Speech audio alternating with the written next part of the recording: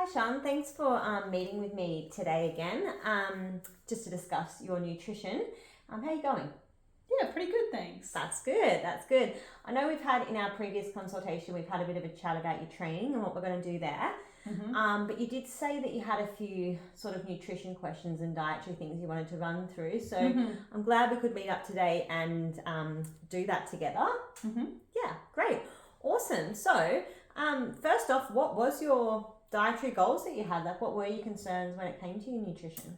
Mainly just getting enough protein because I eat a vegetarian diet. So, getting enough protein in there that's not just tofu. Yeah, for sure. Which can Mixing it up. Yeah, definitely. And it is possible, but it can sometimes be a little bit more challenging. You do have to put a little bit more time and effort into, figuring out what you're going to eat and to make sure you are getting enough protein to meet your goals, and especially when you're starting to train as well. So that's great. And was there anything else that you were looking at, or was that sort of your main concern at the moment? Yeah, that's my main concern. Yeah. Dietary-wise, yeah. Awesome. That's amazing.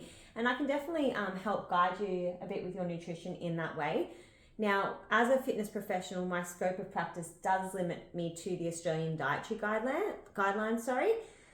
So it's a nationally recognised program, which it has countless studies by high-level dietitians, and basically it allows fitness professionals to advise clients of what, healthy eating guidelines, frameworks and things like that. But I can't specifically give, macro numbers or meal plans or anything like that. So if we get to the end of the consult and you think that it's not enough information, we can look at referrals to dietitians who can provide you, a little bit more specific guidance for you. How does that sound? Sounds good. Yeah, cool. So it's mainly just, around serving sizes, healthy eatings, and it is available, the Australian Dietary Guidelines, to any Australians to look at. So I can always flick that through to you as well, so you have it there on hand. Awesome. Amazing. Now, you mentioned obviously a vegetarian diet. Yes. Right? So because you're starting training, your goal is more protein on your vegetarian diet. Yes. Amazing. Now, other than vegetarian, do you have any other dietary requirements, like allergies or anything like that? No. Amazing.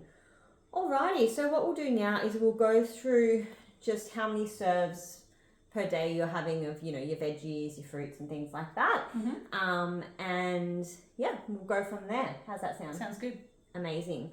All right, so looking at vegetables first, how many serves would you say you usually eat per day? So, for example, one serve is half a cup of cooked veggies, half a cup of cooked lentils, a cup of salad, half a medium potato, or one tomato. Probably 6 Yeah, at least 6. a day. Yeah, that's pretty good. Awesome. And getting lots of fibre there, which is great, and all your micronutrients. Now, having a look at fruit. So fruit being, one serve is about a medium, say apple or orange, or 2 small apricots, a cup of diced or canned fruit, or half a cup of fruit juice. Probably 2 to 3 per day. Awesome. And now looking at breads and cereals, a serve being 1 slice of bread, half a medium roll, half a cup of rice or pasta or noodles, half a cup of cooked porridge, or a quarter cup of muesli. What are you looking at per day? Yeah, 3. 3 serves? Yeah. Awesome. Now, with dairy, so I know obviously being vegetarian, it depends. Obviously you can still have your cheeses and milks and whatnot. 1 cup of long life or buttermilk, half a cup of evaporated milk, 2 slices of cheese, half a cup of ricotta, 3/4 a cup of yogurt, or 1 cup of calcium enriched soy or rice or other cereal drink. Yeah, 2 to 3. 2 to 3. Awesome. And now, how many serves of meat, or for you, alternatives, would you eat per day? So that would just be 2 eggs, a cup of cooked or canned legumes, beans or lentils, 170 grams of tofu, or 30 grams of seeds, nuts, peanut or almond butter. Yeah, again, probably 3. Yeah, awesome. Amazing. Now, when we're looking at discretionary items, so your discretionary foods are the things that, aren't really required necessarily in a healthy diet, but that we do have, such as ice cream, processed meats, you've got chocolates, donuts, cakes, biscuits, and things like that. To give you an idea of serving sizes of those, you've got, say, chips, 12 hot chips, a quarter of a pie or pasty if you're a drinker, 200 mils of wine, 600 mils of light beer, 400 mils of standard beer, a can of soft drink, a slice of plain cake, 25 grams of chocolate, a donut, 2 to 3 sweet plain biscuits, half a snack size packet of salty crackers, 2 scoops of ice cream. That's kind of what you're looking at for one serve. So when you look at your week, how many discretionary items do you think that you're having within the week? Probably 1 per day. So yeah, 7. right. So 7. Nice. So that's pretty good. It's always something with our discretionary items that we want to keep an eye on and make sure we're not kind of filling up on those, and we are meeting all of our other requirements throughout the day, which we'll go through towards the end of the consultation, which is really good. So yeah, that's all looking pretty good at the moment. It looks like you are getting quite a good amount of serves of all your everything in there. Now, having a look at some strategies to help you assist your goal, which at the end of the day is to eat more protein. Okay, so when do you find it may be the hardest to include protein, or if you just think, is it making time to make the meals? Is it the fact that you're kind of just having veggies and rice, or what's the hardest part? Yeah, probably just because it's easier to do a carb and some veggies. Yeah, definitely. Which and is keeping variety. Yeah, 100%. So maybe one thing that we could start off with as a strategy is making sure, at least with your 3 main meals, that say your breakfast, your lunch, and your dinner, you are including, even if it's at least 20 grams of protein. So it's a good start. So maybe at breakfast you might look at having some eggs, lunch you might have your chickpeas, and then dinner you might have your tofu or something like that. Yeah. How does that sound? Sounds good. Alrighty, no worries. So including protein at least 20 grams per main meal. Amazing. And that doesn't mean that you can't include it in any snacks. Some people who are time poor might opt for like a protein shake in between or after your training or something like that. So we'll look at that first. That sounds great.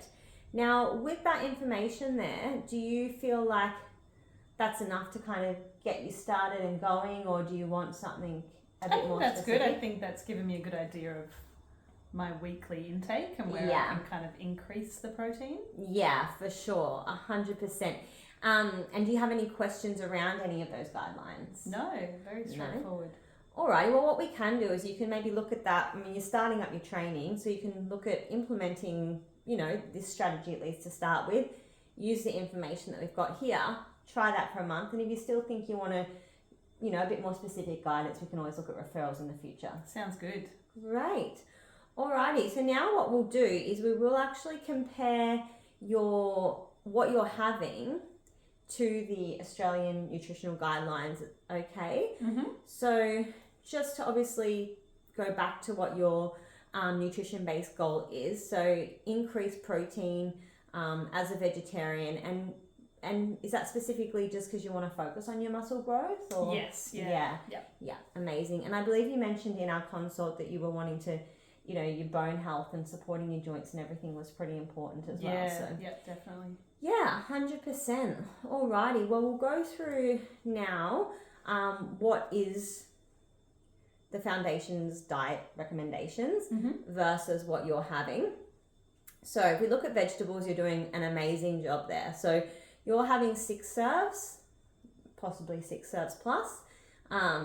They recommend 5. So that's really good. Keep that going. That's going to help keep you energized, healthy digestion, and yeah, making you feel really good and satiated. And it helps also, not have those highs and lows, stabilize your blood sugar and things like that. So that's amazing. Same with your fruit, 2 to 3, they recommend 2. So again, keep going on that. With your training, it's also good if you can, even using that fruit before a training session for your carbohydrates. Yep. So I don't know if you've heard that before, but with your carbohydrates, it gives you that the glycogen that can turn into glucose while you're training for energy. Good, sounds good. Yeah, so doing that 30 minutes before a session is amazing. Now, one area you could look at kind of increasing here is your grains. So at the moment, you're having 2 to 3 serves a day. The foundation diet recommendations are 6. So having a look at that with your grains and whatnot, that also comes into,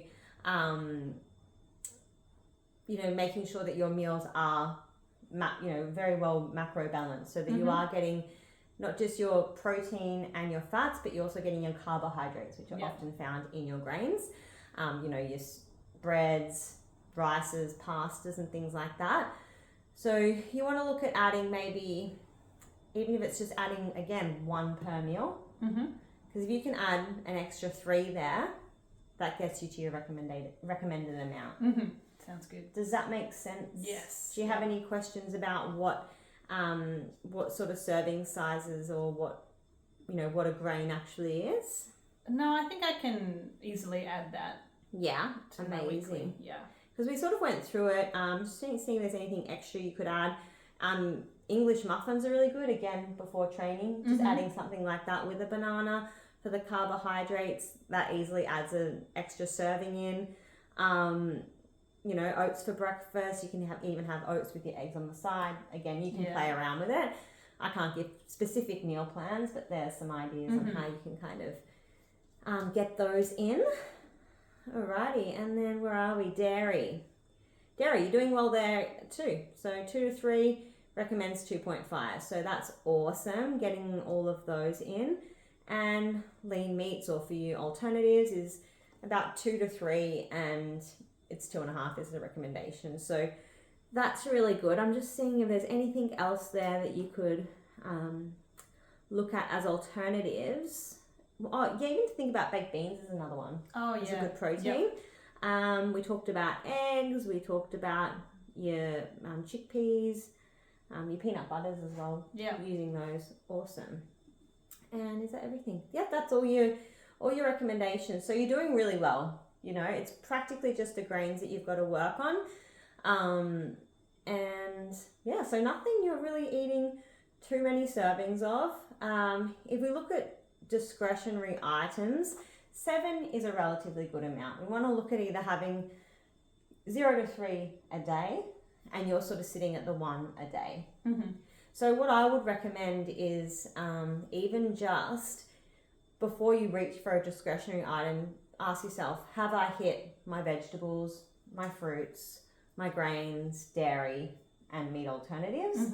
You've hit all those, and it's like, okay, well, I'll have my discretionary item, but definitely make sure that they're your priority first. Yeah. How does that sound? Yeah, good reminder. Amazing. Alrighty. And yeah, so basically keeping that the same. If you can drop it to the 4 to 6 range, you find that you are filling yourself from the other food groups, that's also great.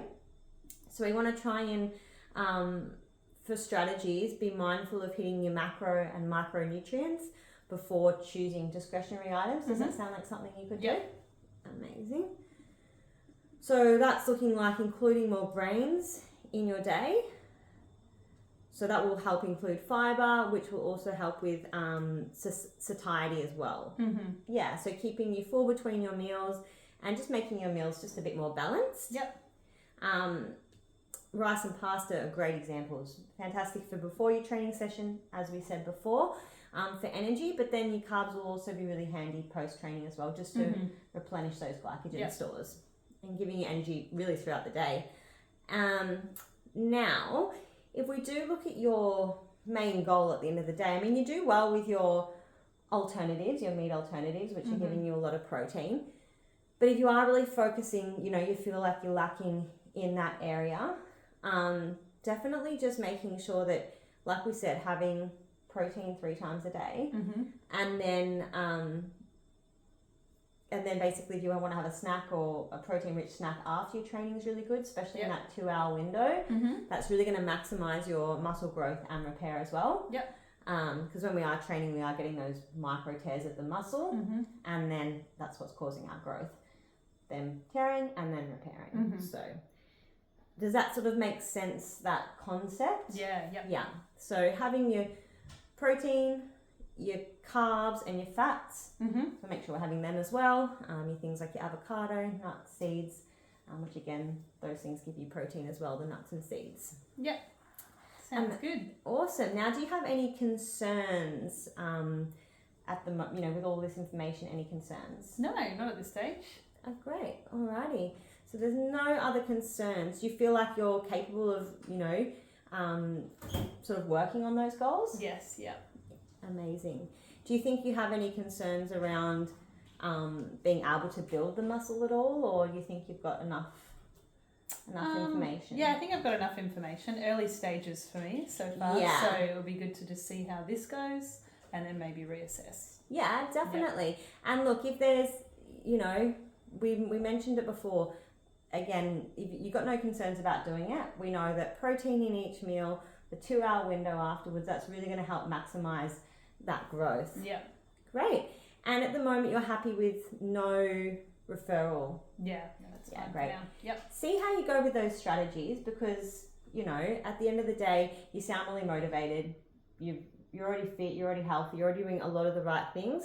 And basically what we can do is just make sure that we're having possibly our sessions weekly, so doing our training sessions weekly, so that we are working on that progressive overload. Yep. Would something like that suit you? Yeah, sounds good. So we want to have that progressive overload, so increasing our sets, reps, volume, either of those each, week, every 2 weeks, so that we are seeing those optimal results. Yeah. So that's definitely an area that I can guide you with. In those sessions that we do weekly, we can also touch base on how are you going with increasing your protein? Are you, increasing your grains, and just make sure that you are getting the protein in whilst doing the training. Yeah. Make sure we're, when we do our sessions, we are recording everything, recording your weight, seeing the changes, and doing the measurements, and I can definitely help you along the way. Sounds good. Thanks so much. No worries. Do you have any other questions? No, not at this stage. Sounds really good. Beautiful. I believe that you'll reach those goals, get some muscles happening, yes, and get the protein and the grains in. Yes, I'll see you next session. Sounds good. Bye.